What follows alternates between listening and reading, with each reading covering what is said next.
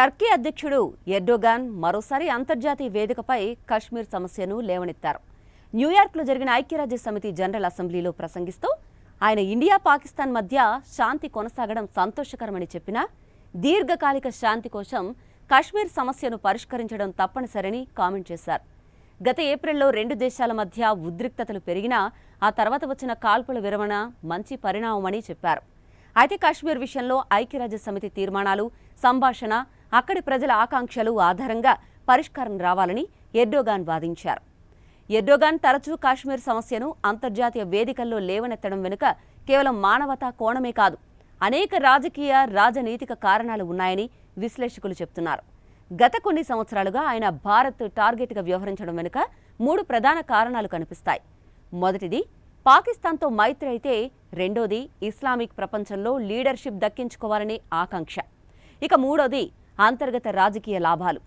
నిజానికి టర్కీకి పాకిస్తాన్తో పాత మైత్రి ఉంది. రక్షణ రంగంలోనూ, వాణిజ్యంలోనూ రెండు దేశాలు కలిసి పనిచేస్తున్నాయి.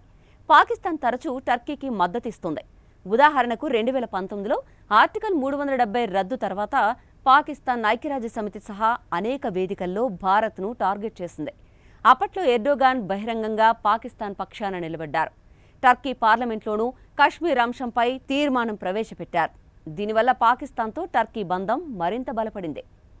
ఇటు టర్కీ చాలా కాలంగా ఇస్లామిక్ సహకార సంస్థలో పెద్ద పాత్ర పోషించాలని చూస్తోంది.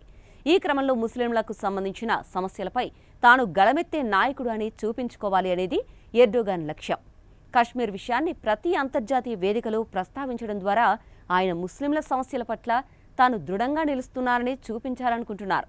2020లో మలేషియాలో జరిగిన ఒక ఇస్లామిక్ దేశాల కాన్ఫరెన్స్లోనూ ఎర్డోగాన్ కశ్మీర్ అంశాన్ని లేవనెత్తారు.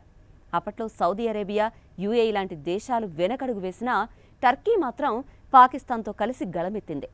ఇక భారత్ టర్కీ సంబంధాలు ఎప్పటికప్పుడు ఎర్డోగాన్ వ్యాఖ్యలతో దెబ్బతింటున్నాయి.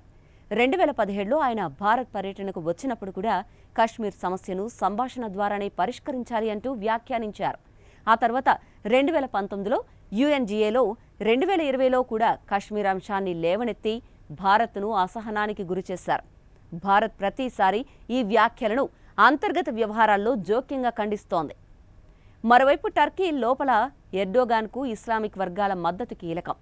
కశ్మీర్ అంశాన్ని లేవనెత్తి ఆయన తనను ఇస్లామిక్ ప్రపంచానికి రక్షకుడిగా చూపించుకోవడం కూడా ఆయన వ్యూహంలో భాగమని విశ్లేషకులు అంటున్నారు. ఆర్థిక సంక్షోభం, ద్రవ్యోల్బణం లాంటి సమస్యలతో టర్కీ ప్రభుత్వం ఎదుర్కొంటున్న అసంతృప్తిని మతపరమైన అంశాల ద్వారా మళ్లించే ప్రయత్నంగా కూడా దీన్ని విశ్లేషిస్తున్నారు. మొత్తంగా చూస్తే ఎర్డోగాన్ వ్యాఖ్యలు కేవలం కాశ్మీర్పై నిరసనగా కాకుండా పాకిస్తాన్కు మద్దతు ఇవ్వడం, ఇస్లామిక్ ప్రపంచంలో తన ఆధిపత్యాన్ని చూపించడం, దేశీయ రాజకీయాల్లో లాభం పొందడం అనే 3 కోణాల్లోనే చూడాల్సి ఉంది. ఇదండి సంగతి. మరి ఈ మొత్తం ఎపిసోడ్పై మీరేమంటారు?